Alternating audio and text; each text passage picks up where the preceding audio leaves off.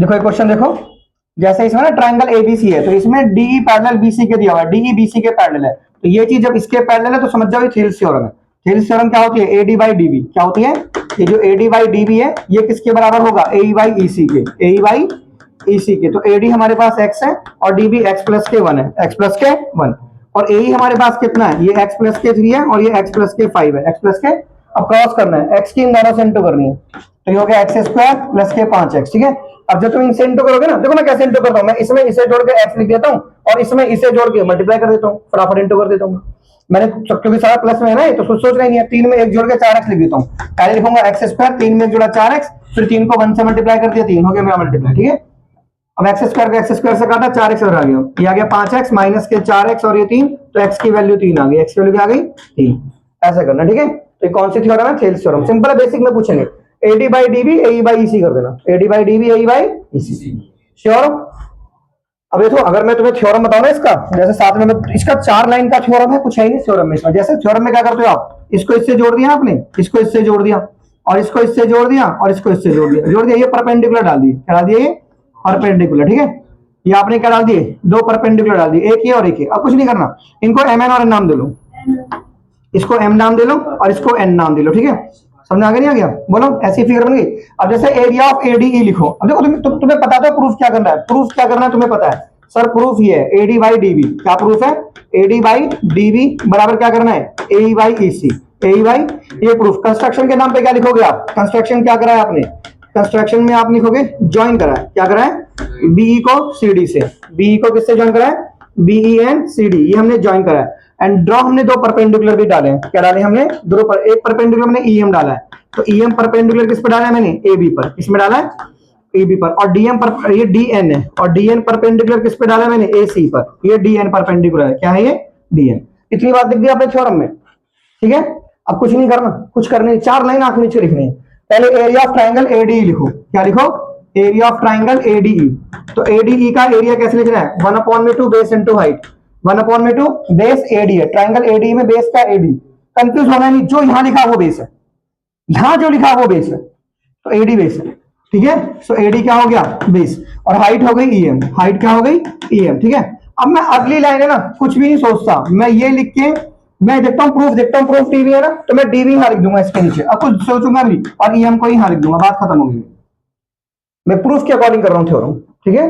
1/2 लिखा, ये नीचे लिख के ईएम लिख दिया, बस। एरिया कौन सा बनाना है? ये वाला एरिया लेना है, अब आपको ये वाला एरिया लेना है, एरिया ऑफ ट्राइंगल। तभी लाइन खींची आपने, एरिया ऑफ ट्राइंगल बीडी, क्या लेना आपको? एरिया ऑफ ट्राइंगल बीडीई लेनी है, ठीक है। ये बन गई, इसे इक्वेशन 1 बोल दो, इसे इक्वेशन 2 बोल दो, उधर लिखना है इक्वेशन 1 2। अब इनको डिवाइड कर दो, क्या कर दो? इनको डिवाइड करने से क्या होगा? ये इससे कट जाएगा, ये इससे, आपका एडी बाई डीबी आ जाएगा, क्या जाएगा आपका? AD by DB. और यहाँ क्या बन जाएगा? एरिया ऑफ ट्राइंगल एडीई, ठीक है। और नीचे क्या जाएगा?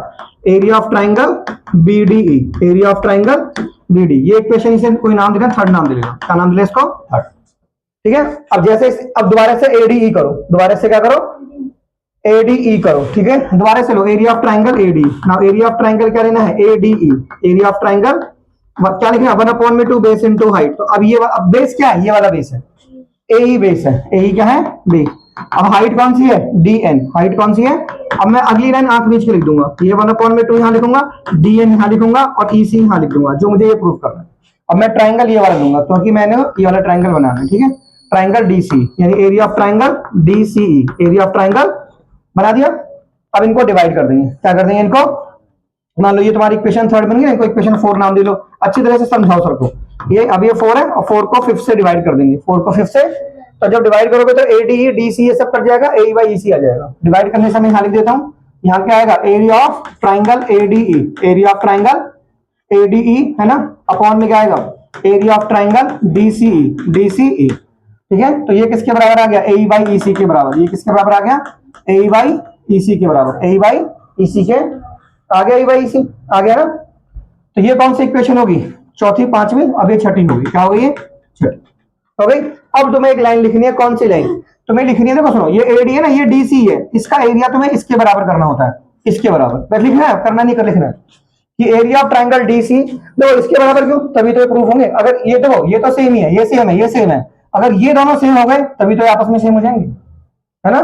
बस ये लिखना है कि area of triangle DC area of triangle BDE के बराबर है। ये लाइन ऐसे लिखनी है कि area of triangle DCE, area of triangle DCE, area of triangle DCE, area of triangle DC किसके बराबर है, एरिया ऑफ ट्राइंगल है डीसीई, कौन सा चला गया, ये डीसी किसके बराबर है, बीडीई के, किसके बराबर है, बीडीई के। क्यों, क्योंकि दोनों का सेम बेस है, ये लिखना पड़ेगा, बोथ हैव सेम बेस। तो यहाँ पे सेम बेस क्या है, दोनों का सेम बेस डी, दोनों में डी आ रहा है, दोनों में क्या आ रहा है डी, देखो डी इसमें जा रहा है, both have same base D, दोनों का क्या है, ये सेम बेस है डी, और दो पैरेलल लाइन के बीच में, and between two parallel line, between two, ये लिख देना बिटवीन टू पैरेलल लाइन। तो कौन कौन सी पैरेलल लाइन है वो, डी और बीसी, डी और, तो उन पैरेलल लाइन के बारे में लिखना, डी एंड बीसी, मैं यहां लिख देता हूं डीई एंड बीसी, दो पैरेलल लाइन के बीच में, दो पैरेलल लाइन के। सो क्या लिख देंगे, फ्रॉम 6 से एंड फ्रॉम 3rd से, A by C AD by DB के बराबर, फ्रॉम 6 एंड 3rd क्या लिख देंगे आप, फ्रॉम 6 से एंड 3rd से क्या लिख देंगे, होगी थ्योरम कौन सी, AD by DB, AD by DB किसके बराबर हो गया, ए बाई ईसी के बराबर, ए बाई ईसी के। ये हमारा प्रूफ हो गया, ये क्या हो गया हमारा प्रूफ, ठीक है। तो यहां से स्टार्ट किया था मैंने, पहले ये प्रूफ है, ये कंस्ट्रक्शन है, पहले ये लेना है, फिर ये लेना है, फिर ये कर देना, फिर ये लेना है, फिर ये लेना है ना, ये चौथी पांचवी इक्वेशन बना के इनको डिवाइड कर देना, और फिर तुम्हारा ये आ गया, फिर इन दोनों को बराबर लिख के थ्योरम को कंप्लीट कर देना, ठीक है। अब ये क्वेश्चन पढ़ लेना आप, क्योंकि बच्चों को पता नहीं चलता थ्योरम थी। क्वेश्चन क्या बोलेगा, if a line is drawn parallel to one side of a triangle divide the other two sides at two distinct point. Theorem समझो बच्चों, अब थ्योरम तो याद तो कर ले, क्वेश्चन है आपको पता नहीं चला वो थ्योरम थी, ये भी हो जाता है। कैसे लिखेंगे, if a line is drawn, अगर मैं कोई लाइन ड्रॉन करूं parallel to one side of a triangle, parallel to one side, parallel to one side of a triangle, parallel to one side of a triangle, divides the other two line, वो line क्या कर रही है, divide कर रही है the other two lines को, divides the other two lines at two distinct point, eight two distinct point in the same ratio, ठीक है, distinct point in the same ratio. तो ऐसे समझना ये थ्योरम थी जो सर ने हमें समझाई थी, इन द सेम रेशियो। ये कौन सी थ्योरम थी, थेल्स थ्योरम। इसे करके देखना भी, कि क्वेश्चन जरूर आएगा 100%, चाहे बेसिक दो चाहे स्टैंडर्ड दो। इसके साथ एक क्वेश्चन ऐसा जोड़ देंगे, वो इजी पेपर बनाया तो टफ पेपर थोड़ा मुश्किल जोड़ेंगे, वरना आएगा 5 नंबर फिक्सनेस में आपके, यू विल गेट 5 मार्क्स, ठीक है। समझ में आ गया, नहीं आ गया, बोलो। तो ये थेल्स थ्योरम है जो पक्का आने वाली है। अब नेक्स्ट क्वेश्चन देखो, if the radius of a circle is, देखो एक थ्योरम और बात में, थ्योरम की बात करूं ना, मैं बेसिक एग्जाम की बात तो कर रहा हूं। ये थ्योरम एक्सटर्नल पॉइंट से जो टेंजेंट खींचे, एक ऐसा खींचा और एक ऐसा खींचा, ये सेंटर है, 4 लाइन लिखनी है मात्र आपको, 4 लाइन। कैसे, बहुत से बच्चों को आती है, ये पी ए पी बी और यहाँ ओ लिख देना, क्या लिख देना यहाँ पे, मुझे दोनों टेंजेंट बराबर प्रूफ करने हैं। थ्योरम क्या है, tangent drawn from external point to a circle. Theorem क्या है, tangent drawn from external point, tangent drawn from external point to a circle, external point to a circle are equal, are, ये जो tangent मैंने drawn करे हैं ना, ये equal है, क्या है ये इक्वल। तो कैसे करेंगे, इन ट्राइंगल ओएपी और ओबीपी लेंगे, इन ट्राइंगल ओएपी, कौन सा लेंगे हम triangle, in triangle OAP, and in triangle कौन सा OAP, and in triangle OPB, OPB. तो सबसे पहले ओपी बराबर ओपी कॉमन कर दो, ओपी बराबर ओपी क्या हो गया कॉमन, ये कॉमन हो गया, एंड ओए ओबी रेडियस होगी, ओए बराबर ओबी क्या होगी रेडियाई, क्या हो गई ये रेडियाई हो गई सर्कल की, किसकी रेडियाई हो गई ये रेडियाई। ये वाला जो एंगल है वो इस वाले एंगल के बराबर हो गया, एंगल ओएपी किसके बराबर हो गया, एंगल ओएपी किसके बराबर हो गया, एंगल ओबीपी के, एंगल ओबी ईच क्या हो गया 90 डिग्री, 90। तो इसीलिए ट्राइंगल क्या हो गया, इसीलिए ये जो ट्राइंगल है कौन सा ओएपी, वो कॉन्ग्रुएंस हो गया ट्राइंगल ओबीपी के, ओबी हो गया, कौन सी कॉन्ग्रुएंसी है, आरएचएस लिखनी है, क्या लिखनी है आरएचएस। तो इसीलिए क्या हो गया पीए पीबी के बराबर, सो पीए किसके बराबर हो गया पीबी के, ठीक है। भैया जो पास होना चाहते हैं ना वो इसको रट लो, पूरी पूरी दूसरी वाली थ्योरम रट लो जो पहले करवाई थी, ठीक है। आप फेल हो ही नहीं सकते अगर आप मन से चाहते हो। अब मान लो तुमको यदि करो तो इनको भी करना नहीं चाह रहे तो फिर तुम्हें कोई पास भी नहीं करवा सकता, जो पढ़ना चाहता है ना वही पास होता है, ठीक है।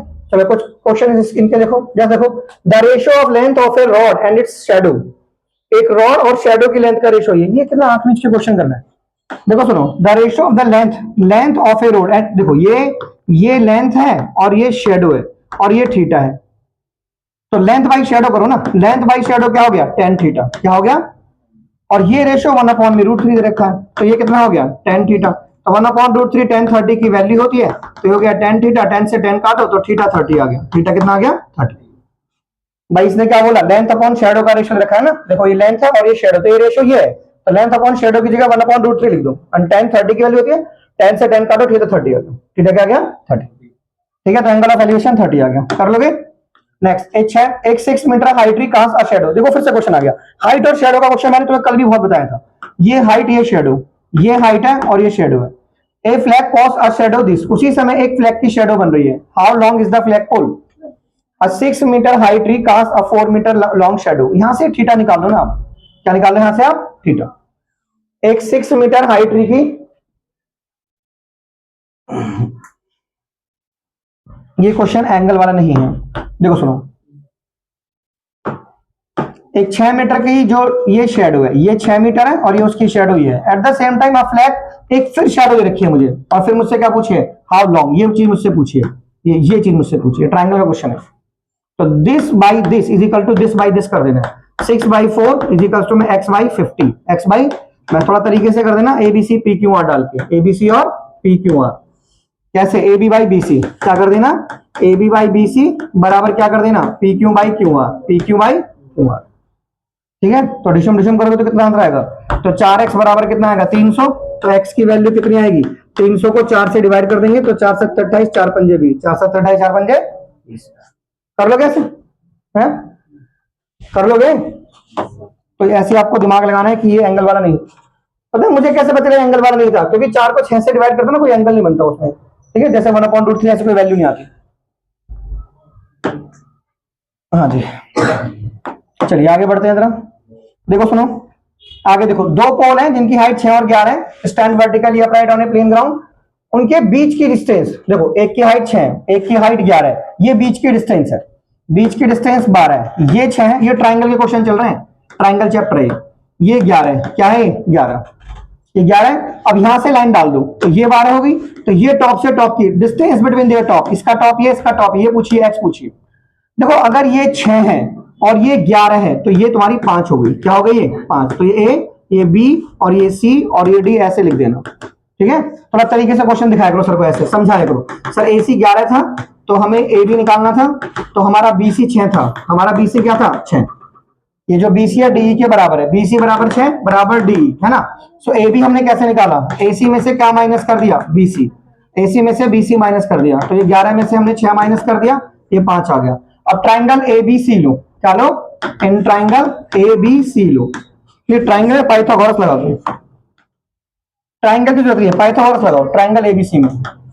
इन ट्राइंगल एबीसी में पाइथागोरस, पाइथागोरस क्या होती है, एडी स्क्वायर, क्या होती है AD square, AB square, BC square.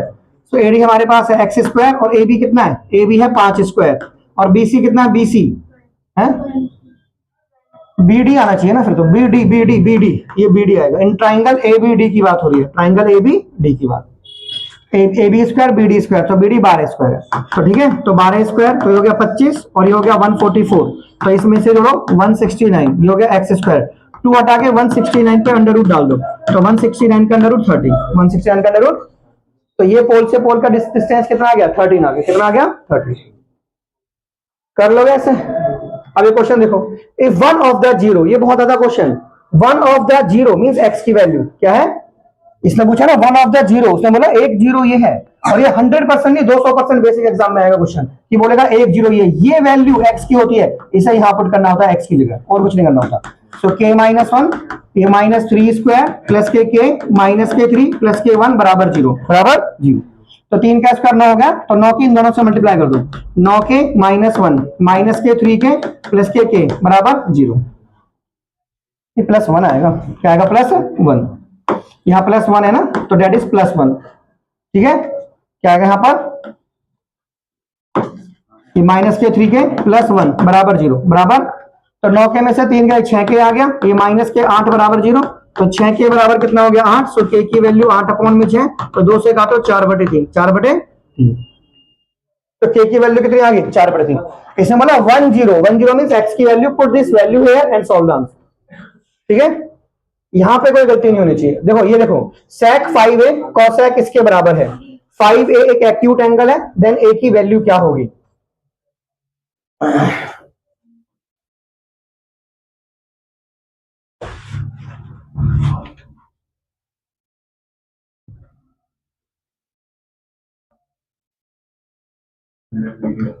क्या हो गया? देखिए सुनो बच्चों, ये जो क्वेश्चन है ना, ये शायद ना पूछे आपसे, पर कभी कभार पूछ लेगा तो मैं बताता हूँ कैसे। ये जो सेक है ना, और यहाँ कॉसेक है, तो एक काम करना, ये जो कॉसेक है इसे इधर लिख लेना, ये कॉसेक क्या हो गया है? अब इसे 90 में से माइनस कर देना, 90 माइनस 5, 90 माइनस 5, और यहाँ पे कॉसेक है इधर, तो दिस इज योर कॉसेक, और ये हो गया a प्लस के 30, a प्लस के, अब कॉसेक से कॉसेक काट के इसको इसके बराबर कर देना, सो 90 माइनस के 5 है बराबर a प्लस के 30, 30 इधर लिया, तो 90 माइनस के 30, 5 उधर गया, दैट इज 6, तो यह आ गया 7 बराबर 6, सो a की वैल्यू 10 आ गई, सो a की वैल्यू क्या आ गई? 10, तो a की वैल्यू क्या आ गई? 10, हाँ आ गई 10। मैंने क्या सिखाया बच्चों? ये मुश्किल पूछेंगे आपसे, पर पूछने कोई दिक्कत नहीं। मैं सर ने बताया था इसकी जगह कॉसेक लिख लेना, क्या लिखना इसकी जगह, और यहाँ 90 माइनस 5 है, 90 माइनस, अब इसको इससे काटना, दोनों को बराबर करके निकालना, ठीक है? कर दो ऐसे। देखो जैसे देखो साइन अल्फा अगर इतना कॉस बीटा 0 है, देखो ये साइन अल्फा है ना, ये साइन अल्फा है, उसने बोला साइन अल्फा √3/2 है, तो ये तो साइन 60 है ना, क्या है ये? तो यहाँ पे कितना आ गया? साइन अल्फा, साइन से साइन काटो, अल्फा 60 आ गया, अल्फा कितना आ गया? और कॉस बीटा अगर 0 है ना, तो कॉस बीटा 0 है, तो कॉस 90 पे 0 होता है, तो इसे कॉस 90 लिखो, क्या लिखो इसे? तो बीटा की वैल्यू कितनी आ गई? 90, बीटा की वैल्यू कितनी आ गई? अब ये वैल्यू यहाँ पर कर दो, बीटा माइनस अल्फा, तो मैंने निकालना बीटा माइनस अल्फा, यानी 90 माइनस 60, तो आंसर आ गया 30, आंसर कितना आ गया? 30। कर लोगे ऐसे? कर लोगे ना? बोलो नेक्स्ट क्वेश्चन पे आ जाओ। ये हमारा 5th क्वेश्चन है, चलो देखते हैं इनको। डाइस वाले क्वेश्चन देखो, फिर देखते हैं सब। देखो सुनो, 2 dice are thrown together, 2 die एक साथ फेंकी, सम जो है उनपे 4 का मल्टीपल आना चाहिए, बोलो क्या आंसर होगा? 2 डाई मैंने एक साथ फेंकी, उनपे जो सम है वो 4 का मल्टीपल होना चाहिए, सम जो है 4 का मल्टीपल होना चाहिए। 2 डाई मैंने एक साथ फेंकी, तो जो सम है दोनों के ऊपर वो किसका मल्टीपल होना चाहिए? 4 का। तो सम देखो, सम कैसे कैसे आ सकता है दोनों पे सम? सर सम 8 हो सकता है, 4 का मल्टीपल सम 12 हो सकता है ना, 6 और 6 12, 4 का मल्टीपल है, और सम 4 भी हो सकता है, ये भी 4 का मल्टीपल है। और बताओ 16 कैसे आ जाएगा डाई में? डाई में 16, 12 से ज्यादा सम नहीं आएगा डाई में, 6 6 आता है ना दोनों डाई पे, 6 से 16 कैसे जाएगा? 4 4 आ गया, 4 4 आ गया भाई, सम 8 हो सकता है, 12 हो सकता है, 16 हो सकता है, 4 एकम 4, 4 दूनी 8, 4 ते बस यही है, और तो कुछ नहीं है, 4 के पहाड़े में है ना। तो ये 3 आउटकम्स हो गए ना, कितने आउटकम्स हो गए? 3, एंड टोटल कितने होते हैं? 36, तो 3/36 करेंगे तो आंसर आएगा 1/12, 1 ये तो ऑप्शन ही नहीं है। जो सम है वो 4 का मल्टीपल होना चाहिए, तो देखो सम ये आ सकता है, सम ऐसे लिखो, ऐसे सॉरी ऐसे लिखो, ऐसे यार गलत लिख दिया था हमने, ऐसे लिखना है ऐसे, सम 4 का मल्टीपल 2 6 एंड 6 2, 2 6 6 2, 2 6 6 2, और ये 6 6, ठीक है, और ये 1 3 और ये 3 1 1 3 और ये 4 आ गया ना सम, 8 8 4 12, और अभी ये समझे, ठीक है? हाँ 2 2 भी ले सकते हैं, क्या लिख सकते हैं? 2 2, क्या लिख सकते हैं हम? यार गलत लिख दिया था, ऐसे लिखना, ऐसे लिखना है, तो डाई से ऐसे 1 2 3 6, तो आंसर आ गया 6, और नीचे आ गया 36, तो आंसर आ गया 1/6, कितना आंसर आ गया? 1/6, तो 1/6 आ रहा है, कोई सा? अच्छा 2 6, 2 6 आ गया, 6 आ तो गया, 2 6 6 2, 4 4 नहीं आया, ठीक है, तो अगला आएगा 4 4 4, तो 3 और 3 6 और 1 7, एक कोई रह गया, सम जो है 4 का मल्टीपल 8 3 5 5 3, 3 5 5 3 तो रह गया, 8 तो 3 5 5 3 से भी आएगा, ठीक है, ये 8 आ गया ना, तो 3 और 3 6 और 3 9, हाँ यहाँ से आ जाएगा और नहीं बचेंगे, ये 9/36, तो 1/4, 1/4, राइट आंसर इज 1/4, ठीक है। तो थोड़ा सा जैसे जल्दबाजी करी हमने, क्वेश्चन गलत हो गया, थोड़ा सा उसको भी ध्यान देगा, ठीक है। नेक्स्ट क्वेश्चन देखो, a letter is chosen at random from the letter of the assassination, assassination से मुझे कोई लेटर चूज करना है, प्रोबेबिलिटी बताइए कि वो वोवल होगा, क्या होगा वो? वोवल, उसके वोवल होने की प्रोबेबिलिटी बतानी है। सुनिए, एसेसिनेशन में कितने वर्ड हैं? 3 और 3 6 और 3 9 और 3 12 13, तो इनमें वोवल कितने हैं? 1 2, ए कितनी बार आ रहा है? आई कितनी बार आ रहा है? और तो कोई नहीं है? हाँ ओ ले तो लिया। देखो तो वोवल की प्रोबेबिलिटी कितनी हुई? 6/13। पर ये प्रोबेबिलिटी इतनी है 6 अपॉन में 2x प्लस के 1। 6 से 6 काटो, इधर इधर ले जाओ, तो 2x प्लस के 1 बराबर 13। तो 13 में से 1 माइनस करो, ये आ गया 2x, तो x की वैल्यू 6। x की वैल्यू 6। भाई वोवल की प्रोबेबिलिटी देखिए ना, तो वोवल कैसे निकालेंगे सर? इतने वोवल है और टोटल लेटर कितने हैं? 13। तो वोवल ऊपर 13 नीचे, उसे उसके बराबर कर देंगे और सॉल्व कर देंगे। ध्यान रखें question, if two solid hemisphere of same base radius, अगर दो हेमिस्फेयर है बेस रेडियस सेम है, दो सॉलिड हेमिस्फेयर है बेस रेडियस सेम है आर, उनको उनके बेसिस से हमने ज्वाइन कर दिया, तो कर्व्ड सरफेस एरिया जो बना सॉलिड का वो कितना बना? अगर दो स्फेयर को जोड़ोगे हेमिस्फेयर को तो पूरा गोला बन जाएगा ना, तो पूरे गोले का सरफेस एरिया 4πr²। पूरे गोले का सरफेस एरिया 4πr²। क्या हो जाएगा बच्चों? 4πr²। क्या हो जाएगा? ठीक है, सिंपल। नेक्स्ट क्वेश्चन देखो, ए बी और सी डी दो कॉमन टेंजेंट सर्कल के ऊपर है। ठीक है, देखो सुनो, ए बी और सी डी दो कॉमन टेंजेंट है, ऐसा बनाओ, ये और ये दो कॉमन टेंजेंट है, ये ए बी है और ये ए बी और C D are two common tangent to circle which touch each other at point C. A B और ऐसे नहीं फिगर जाओ, ए बी और सी डी ये दो कॉमन टेंजेंट है जो सर्कल को टच करते हैं at a point C. If D lies on A B such that C D 4, then A B कितना होगा? ए बी और सी डी दो टेंजेंट ऐसे बना के देखो, ये जैसे सर्कल है ना, ये सर्कल है, तो एक टेंजेंट ऐसे और एक टेंजेंट ऐसे बना के देखो, ऐसे। ये दो टेंजेंट समझते हो, स्पर्श रेखा जो होती है ए बी और सी डी। ए बी और सी डी दो टेंजेंट है सर्कल के ऊपर जो एक दूसरे को टच करते हैं। ऐसे भी नहीं बनेगा क्योंकि एक दूसरे को टच नहीं कर रहे हैं। दो कॉमन टेंजेंट बनाने सर्कल के ऊपर जो एक दूसरे को टच करेंगे, कहां पर? सी पर। सी पर टच करेंगे, और डी जो होगा ए बी के ऊपर होगा। ए बी है ना, ए बी और सी डी जो ये दो कॉमन टेंजेंट है, ये दो कॉमन टेंजेंट है, एक ऐसा आप सर्कल बना लो। ठीक है, आप ये कॉमन टेंजेंट ऐसे लो, ये ऊपर से जाना चाहिए ऐसे, ए बी ऐसे। अब ये ए और ये बी है ना, और ये सी डी ऐसे लो, ए बी और सी डी तो common tangent to a circle which touch each other at point सी।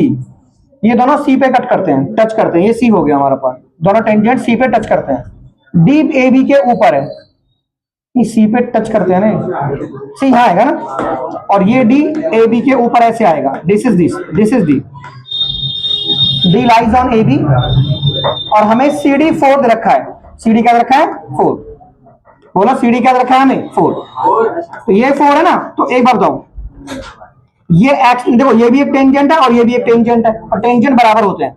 जैसे यहां से मैंने ये खींचा और ये खींचा, तो अगर ये 4 है तो ये भी 4 है, ये 4 है तो ये भी क्या है? 4।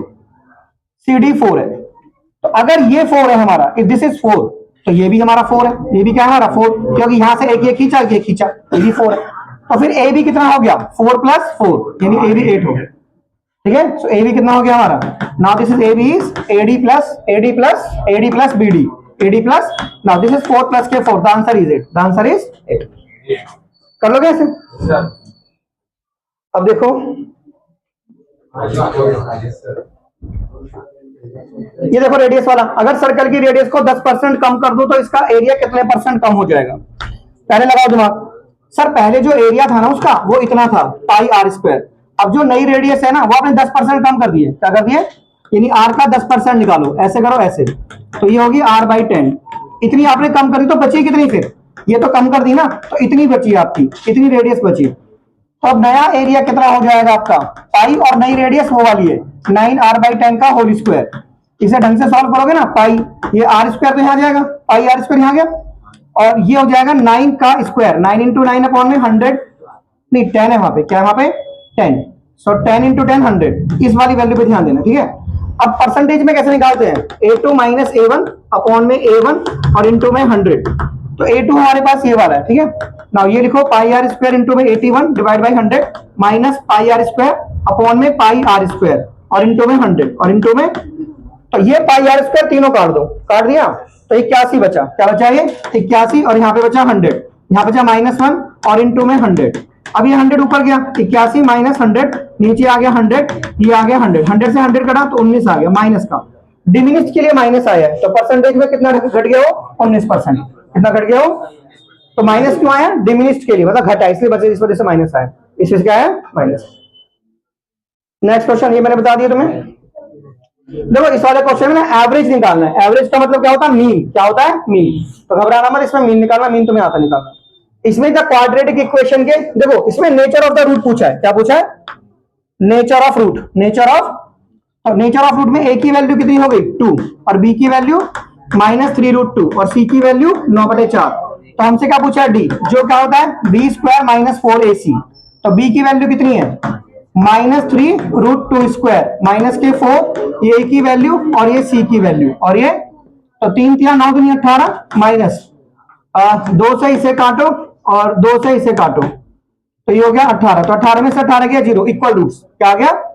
2 distinct root, no 2 equal roots, 2 equal roots. D 0 आ गया ना, तो डी 0 आया इक्वल रूट्स, डी 0 आया तो, और डी की वैल्यू 0 से बड़ी आती तो ये वाला होता 2 डिस्टिंक्ट रियल रूट्स, 2 डिस्टिंक्ट, और डी की वैल्यू 0 से छोटी आती तो no real roots, no real. कभी बार डी निकालोगे ना तो आपका ऐसा आ जाएगा, ऐसा। तो सोचना कि सारा पॉजिटिव ही तो है, तो डी तो 0 से बड़ा है, डी तो 0 से, कभी ऐसे आएगा डी तो भी सोचना ये भी हमारा 0 से बड़ा ही है, क्योंकि 12 में से ये माइनस करोगे तो 0 से बड़ा ही आएगा, 0 से बड़ा। ऐसे भी आते कभी आंसर, जैसे the quadratic equation has, same question है, अलग है, फिर से पूछा नेचर ऑफ रूट के हिसाब से। इसके देखो ये ए की वैल्यू है, तो ए की वैल्यू है 3,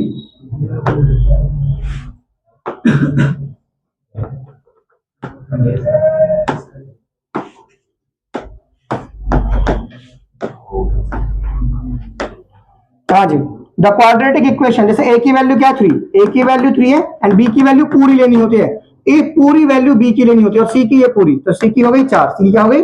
अब डी निकालो, तो डी कैसे निकालते हैं? b² - 4ac, यानी 4√3² - 4 इंटू में 3 इंटू में 4, 4 चौक 16 थी 48 माइनस 48, तो ये 0 आ गया, इक्वल रूट्स। क्या आ गया इसमें? Equal roots. क्या आ गया इसके अंदर? कर लोगे ना, तो इक्वल रूट्स, तो इक्वल रूट्स। ठीक है, इनको भी करेंगे, पहले जो इजी क्वेश्चन है उनको निपटा दे जाओ, ऐसे करेंगे, बीच बीच में से कर लो। जैसे the mid point of A line segment is this,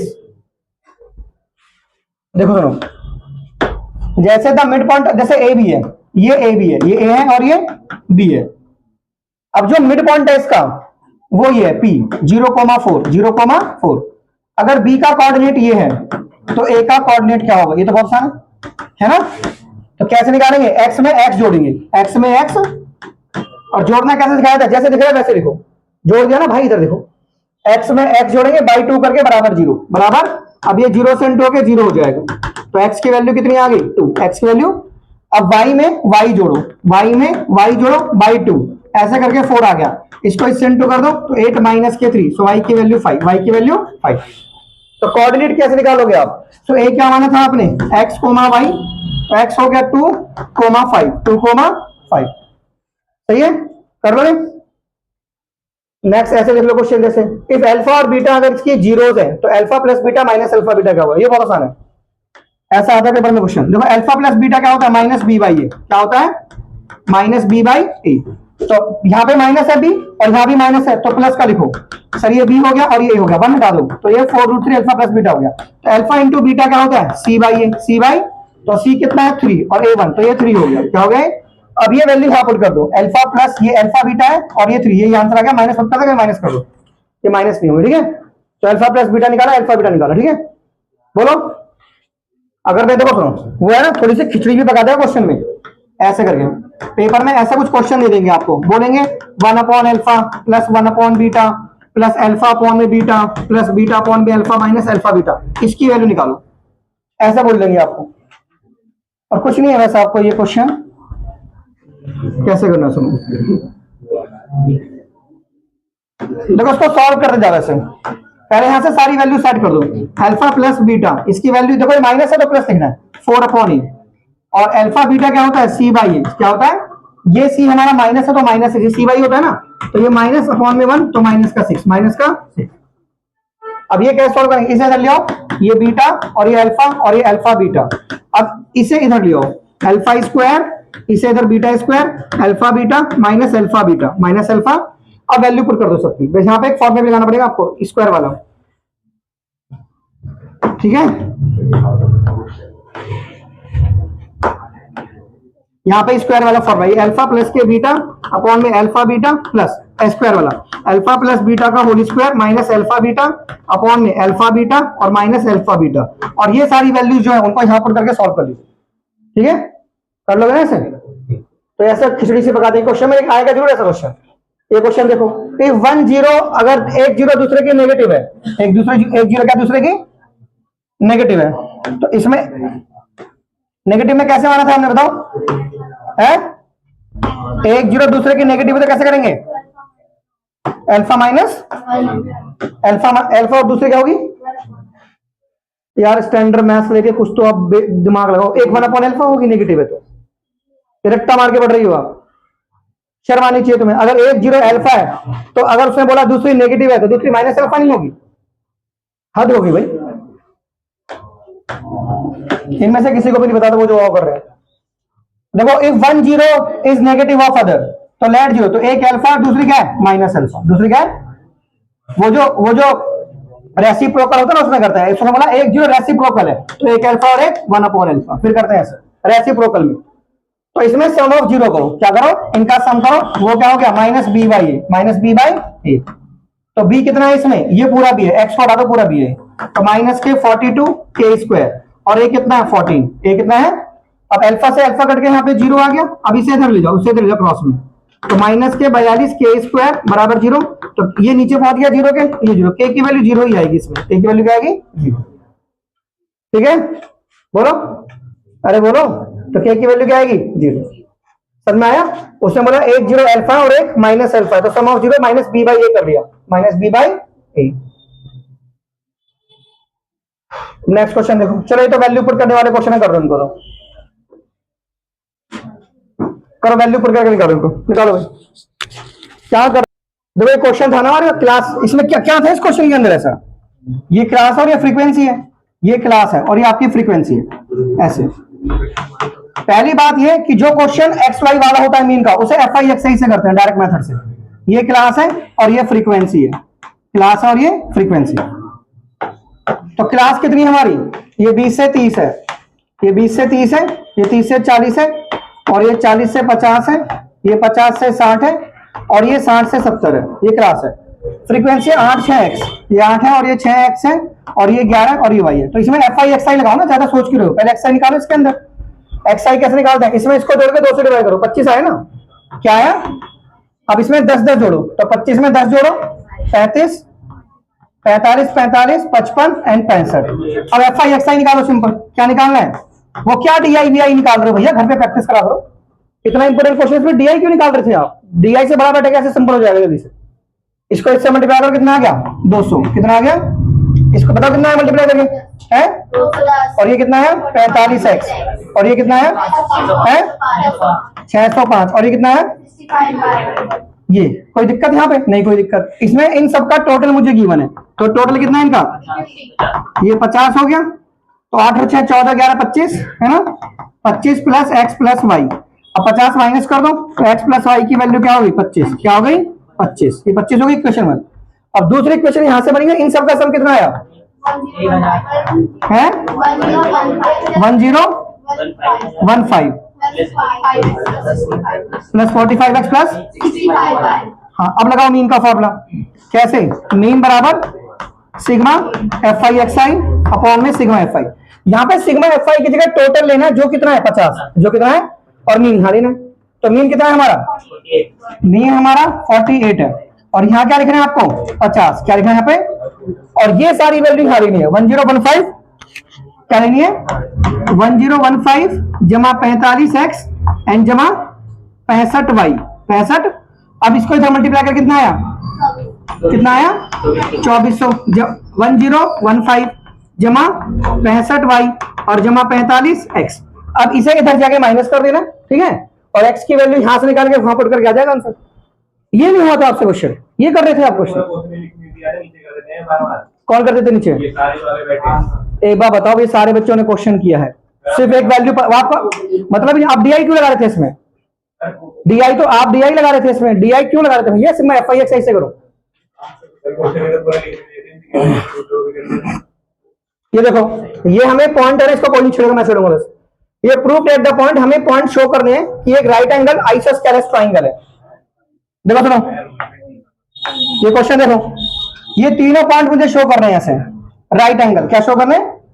तो नीचे से लिखना शुरू करो ऐसे, ए बी सी, ध्यान दो ऐसे, ये ए और ये बी और ये सी। पहले इन दोनों से ए बी निकालो। जैसे ए के कोऑर्डिनेट क्या हो गए 3,0 और बी के कोऑर्डिनेट 6,4 और सी के कोऑर्डिनेट ये। तो पहले डिस्टेंस फॉर्म में से ए बी निकालो, फिर ए सी निकालो और फिर बी सी निकालो। क्या निकालो? B C. क्या निकालो? बी सी। आइसोस्केलेस में दो चीज, पहली बात तो सेम आनी चाहिए, दो डिस्टेंस सेम आनी चाहिए। और राइट एंगल ट्राइंगल है ना, राइट एंगल ट्राइंगल के लिए क्या फॉर्मूला लगना चाहिए? इसका जो स्क्वायर है, इसका जो स्क्वायर है वो ए बी का स्क्वायर, ए बी का स्क्वायर होना चाहिए प्लस ए सी का स्क्वायर प्लस ए सी का स्क्वायर। ठीक है, ये रूल लगना चाहिए। अब कभी कभार बोलता है, जैसे वो ऐसे बोल देंगे, जैसे ये एक पॉइंट है और ये एक पॉइंट है और ये एक पॉइंट है और ये एक पॉइंट है, ये चारों पॉइंट एक स्क्वायर के वर्टिसेस होने चाहिए। तो इस वाले क्वेश्चन में जैसे मान लो आप स्क्वायर बनाया आपने, ये ए बी सी डी बनाया, ए बी सी डी, तो ये डिस्टेंस निकालो, ये निकालो, सब डिस्टेंस फॉर्म से निकालो। ये चारों इक्वल आनी चाहिए, चारों क्या आनी चाहिए? और ये डायगोनल भी आपके इक्वल आनी चाहिए, डायगोनल भी क्या आनी चाहिए? तो स्क्वायर प्रूफ करने के लिए 6 चीज निकालनी पड़ेगी आपको, A B B C C D A D A C B D, ये सब बराबर आना चाहिए। सब क्या आना चाहिए? दोनों डायगोनल्स बराबर आने चाहिए और सारी साइडें बराबर आनी चाहिए। तो ये प्रूव होगा कि ये वर्टिसेस किसके हैं? स्क्वायर के। अब ये क्वेश्चन करके दिखाना मुझे, ठीक है? राइट एंगल ट्रायंगल के वर्टिसेस प्रूफ करना है। समझ में आ गया ना? क्या कभी बार वो सिंपल क्वेश्चन ऐसे देते हैं घुमा के आपको, जैसे ये एक सर्कल बना दिया, देखो समझना बात को, ये कितना सिंपल सही ऐसा क्वेश्चन दिया आप, ऐसे ये सर्कल बना दिया, ये पॉइंट बोला ये 0 0 है और ये कोई लाइन एल है और ये वाला पॉइंट 4, ए है, 4, अब इस लाइन की इक्वेशन दे दी x प्लस के वाई बराबर 5, ऐसे इक्वेशन दे दी। देखो ये जो लाइन है ना, इस लाइन के ऊपर ये वाला पॉइंट आ रहा है, और लाइन की इक्वेशन ये है, यानी ये x और y मुझे यहां पुट करने हैं, यानी ये 4 हो गया प्लस a बराबर 5, तो a की वैल्यू 1 हो गई, a की वैल्यू, अब a की वैल्यू 1 यहां रख दो। तो ये तुम्हारा सर्कल का पॉइंट क्या है? ये तुम्हारा पॉइंट 0, 0 है ना, और ये पॉइंट बन गया 4, 1, 4, अब ये रेडियस पूछिए आपसे, क्या पूछिए? ये रेडियस निकाल दो रेडियस डिस्टेंस फॉर्मूले से। तो x में से x माइनस करना है, तो रेडियस कैसे निकालेंगे? x में से x माइनस करना है और y में से y माइनस, इस जीरो को हटा दो, तो ये हो गया 4 स्क्वायर 1 स्क्वायर, यानी ये 16 प्लस के 1, यानी आंसर आ गया √17। आंसर कितना आ गया? √17। कर सकते हैं? चलिए नेक्स्ट क्वेश्चन देखिए। देखिए k की वैल्यू निकालनी है, इसके इक्वल रूट्स हैं, क्या है इसके अंदर? हाँ भाई तुम बताओ, इसमें b क्या है? इस क्वेश्चन में b क्या है? हाँ इस क्वेश्चन में b क्या है?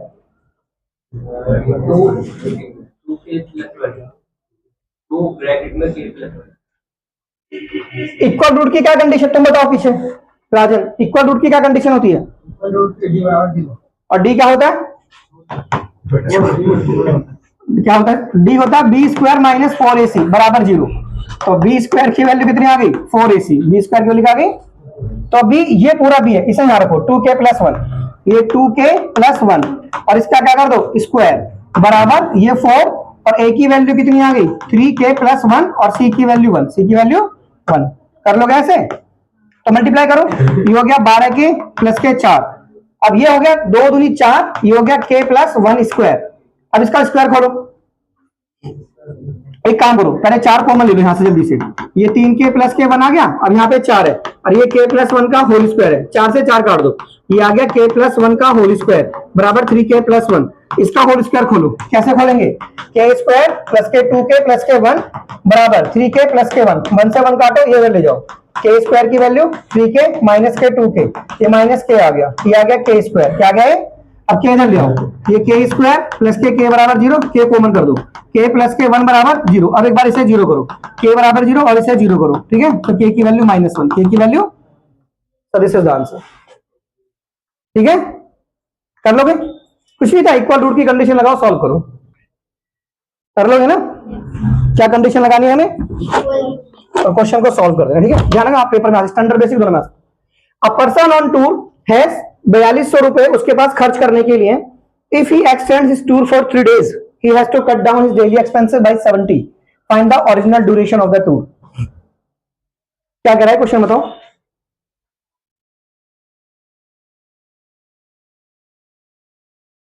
कितने बचे इसमें? अभी अभी ये वाले डिस्कस करेंगे, ई सेक्शन, ठीक है।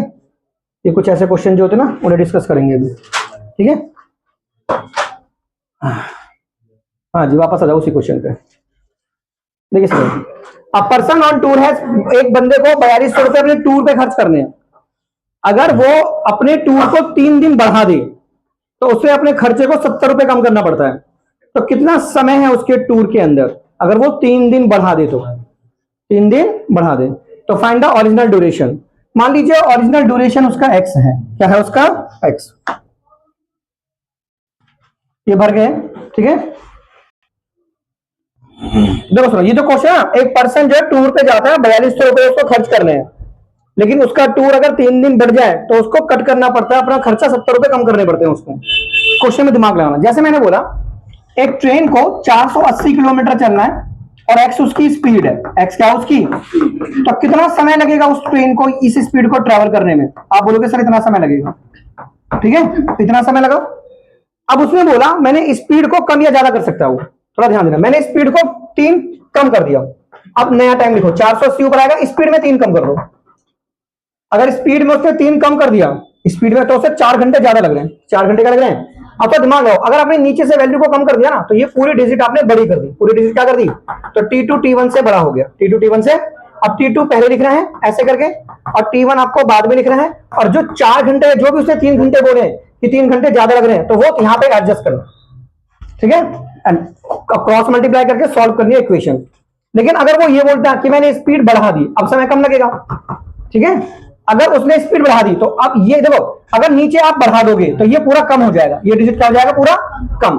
अगर ये कम हो गया तो वो बढ़ गया। तो अब T1 किससे बड़ा हो गया? T2 से। तो अब ऐसी सिचुएशन बनेगी आपकी, ऐसे करके ऐसे, ऐसे सिचुएशन बनेगी, ठीक है, ऐसे। अब वो बोला कि मैंने अगर स्पीड बढ़ा दी तो मुझे 3 घंटे कम लग रहे हैं, तो 3 यहां बैलेंस हो गया। हो गया बैलेंस? अरे बोलो। अच्छा, तीसरी कंडीशन कि वो बोलता है कि जैसे मान लो पहले हमें इतना समय लग रहा था, अब हमने स्पीड को बढ़ा दिया, स्पीड को 5 बढ़ा दिया, तो बोला टोटल समय लग रहा है, जहां टोटल आएगा वहां प्लस करना है बीच में। क्या करना है बीच में? अब हमें टोटल समय 3 लग रहा है तो बीच में प्लस कर देना। बीच में क्या करना? टकराया? बुद्धि में आया? कर लोगे क्वेश्चन, ठीक है। अब ये क्वेश्चन जो है ये वाला सेम ऐसे ही, एक पर्सन टूर पे गया, उसको इतना पैसा उसका खर्चा है। स्टेटमेंट तो आप लिख लेना, उसका पैसा इतना है। मान लो उसका जो ड्यूरेशन है, मान लो उसका टूर एक्स डेज का है, तो उसका ये पर डे का खर्चा है, तो उसका पर डे का खर्चा इतना है, ठीक है। जैसे उस एक्स दिन रहेगा वो, टोटल एक्सपेंस उसका इतना है, तो ये एक दिन का खर्चा इतना है। अब उसने क्या करा? दिन 3 बढ़ा दिए, इसी को आपने दिन मान रखा है, इसी को 3 बढ़ा दो। अभी आपको समझाया, नीचे वाला डिजिट अगर बढ़ गया तो ये कम हो गया, क्या हो गया ये? और ये ज्यादा हो गया। तो अब इसमें से क्या माइनस कर देना है तुम्हें? इसमें से तुम्हें ये माइनस कर देना है, और आंसर आ गया 70। ये डेली एक्सपेंसेस उसके कितने कट डाउन हो गए? 70 कम हो गए, तो ये 70 यहां बैलेंस हो जाएगा। लग रहा है? अरे बोलो, तुम्हारे समझ में आया नहीं आया? ये क्वेश्चन बिल्कुल ट्रेन के क्वेश्चन बता दिया मैंने, ये भी क्वेश्चन बता दिया कैसा करना है। देखो 4200 रुपए उसका खर्चा है, एक्स दिन का टूर है, तो एक दिन का इतना खर्चा है। अगर उसके 3 रुपए बढ़ गए, 3 दिन उसके और बढ़ गए, दिन बढ़ गए 3, तो उसका खर्चा 70 कम हो गया। 70 उसका बढ़ मतलब 70 रुपए उसे कम करने पड़ेंगे, तो वो 70 उधर बैलेंस कर देना। 70 क्या कर देना उसे? उधर बैलेंस कर देना, ठीक है। He has to cut down his daily, उसे डेली 70 रुपए कम खर्च करने पड़ेंगे, डेली 70 रुपए कम खर्च करने पड़ेंगे उसे। अगर उसका 3 दिन और बढ़ गए, 3 दिन उसके तो बढ़ गए, तो मतलब ये वाली डिजिट होगी, ये पूरी डिजिट कम हो गई, ये ज्यादा माइनस कर देना। अब देखो कैसे सॉल्व करोगे इसे? 4200 कॉमन ले लो, तो यहाँ पे कितना आ गया? 1/x माइनस 1/x प्लस के 3, और ये आ गया 70। 0 से 0 काटो, काट दिया। अरे 7 से इसे काटो, तो 6 60 आ गया ना 60। अब इस 60 को निकले जाए 1/60 कर दो, इसको नीचे, अब इसको इधर, इसको इधर, ये x प्लस के 3, ये माइनस के x, अब मल्टीप्लाई x स्क्वायर प्लस के 3 है, x से x काटो, इसको ले जाओ, ये आ गया 18 180 बराबर x स्क्वायर प्लस के 3x। अब इसको माइनस कर देना, x स्क्वायर प्लस के 3x माइनस के 180, माइनस के 12 और 15 फैक्टर बन जाएंगे, 12 और 15, ठीक है। देखो सुनो, अब देखो जैसे क्वेश्चन पूछते थे ना उससे, prove that opposite sides of a quadrilateral, जो क्वाड्रिलेटरल की अपोजिट साइड है सर्कमस्क्राइबिंग है सर्कल। बच्चे पूछ रहे थे इसका डायग्राम क्या है? अरे पागलू, ये तो एनसीईआरटी क्वेश्चन है, डायग्राम तो खुद बनाना है, ठीक है। जैसे ये हमारे पास सर्कमस्क्राइबिंग है सर्कल, समझते हो? सर्कल को अंदर लेना है, सर्कल को क्या लेना है? अंदर, है ना। Opposite sides of a quadrilateral, circumscribing है सर्कल, यानी क्वाड्रिलेटरल की जो अपोजिट साइड है ना, और सेंटर पे एंगल बन रहा है। देखो सुनो, circum subtend supplementary angle at the centre, centre पे सप्लीमेंट्री एंगल सबटेंड कर रही है साइड। कितना एंगल सबटेंड कर रही है? Supplementary angle. जैसे ये P है और ये Q है और ये R है और ये S है और ये A है और ये B है और ये C है और ये D है, तो ये एंगल और ये एंगल 180 डिग्री लाने। याद है करवाया था, लास्ट क्वेश्चन था। देखो अब यहां से इसको जोड़ेंगे, यहां से इसको जोड़ेंगे और यहां से इसको जोड़ेंगे और यहां से इसको जोड़ेंगे, सही है। और ये O पॉइंट है, क्या है पॉइंट ये? अब ट्राइंगल कौन सा लेंगे? ORD और ORC। इन ट्राइंगल कौन सा लेंगे? ORD। एंड इन ट्राइंगल कौन सा लेंगे? ORC। OR, तो सबसे पहले OR देखो, इन एंगल को 1 2 3 नाम दे लूं, क्या नाम देना उसको? ये 1, ये 2, ये 3, ये 4, ये 5, ये 6, ये 7 और ये 8। अब आप है ना, जैसे इस एंगल को आपने 1 नाम 2 नाम में रखा है, तो ऐसे को OR के बराबर है सर। OR बराबर OR, ये क्या हो गया? कॉमन। क्या हो गया ये कॉमन हो गया। एंड OP, ये OD है, OD OC के बराबर है। OD किसके बराबर है? OC के। ये क्या हो गई? रेडियाई। क्या हो गई ये? OD OC के बराबर रेडियाई हो गई। और ये RP RC के बराबर है, RD RC के बराबर है एक्सटर्नल टेंजेंट। क्या हो गई ये? एक्सटर्नल टेंजेंट हो गए। तो इस वजह से ट्राइंगल क्या हो गए? इसीलिए जो ट्राइंगल है ORD, ये कॉन्ग्रुएंस हो गया ट्राइंगल ORC के। OR कौन सी कॉन्ग्रुएंसी है ये? Side side side. तो 1 2 के बराबर हो गया, एंगल 1 2 के बराबर हो गया बाई CPC। अब कुछ सिर्फ कुछ नहीं करना, लिखना है बस। सिमिलरली लिखो, एंगल 2 किसके बराबर हो गया? 3 के। एंगल 3 किसके बराबर? 4 के। 4 किसके बराबर? 5 के। 5 किसके बराबर? 6 के। 6 किसके बराबर? और 7 किसके बराबर? अब सारे एंगल को जोड़ दो, सारे एंगल को जोड़ो। Angle 1, angle 2, angle 3, angle 4, angle 5, angle 6, angle 7 और एंगल 8। कितना हो गया? 180। 360। कितना हो गया? 360। अब आपको 1 और 8 चाहिए और 4 और 5 चाहिए, तो 1 और 8 और 4 5 सबको 1 8 4 5 लीजिए। ऐसे 1 8 4 दो बार, कुछ मत सोचो, फिर 1 और फिर 8 और फिर ये 4 और फिर ये 5, सब दो बार लिख लो। लिख दिया? सब बराबर है ना। अब 2 2 लगा दो, क्या लगा दो सर? 2 कॉमन ले लो sir. Angle 1, angle 8, angle 4, angle 5, बस लगा दिया, बराबर 360। 2 से इसे काट दो, एंगल 1 8 4 5 कसम कितना हो गया? 180 हो गया। प्रूफ हो गया ना भाई। लास्ट में क्या लिखोगे sir? Angle 1 plus angle 8 plus angle 4 plus angle 5, ये हो गया 180। तो 1 और 8 मिला के कौन सा एंगल है? COR, ROS। कौन सा है? Angle ROS। और ये कौन सा एंगल है? ये वाला POQ। Angle ROS angle POQ के बराबर है। नहीं, इनका सम 180 है। इनका सम क्या है? तो ये सप्लीमेंट्री प्रूफ हो गया ना। ये तो प्रूफ करा ना, सप्लीमेंट्री एंगल आना था सेंटर पे, तो सप्लीमेंट्री का सम कितना होता है? 180। इसका सम 180 होना चाहिए। तो सप्लीमेंट्री एंगल सेंटर पे प्रूव हो गई। ये था क्वेश्चन। जो बच्चे वगैरह फिगर बना दो उसकी करके देखो, इसको चलो।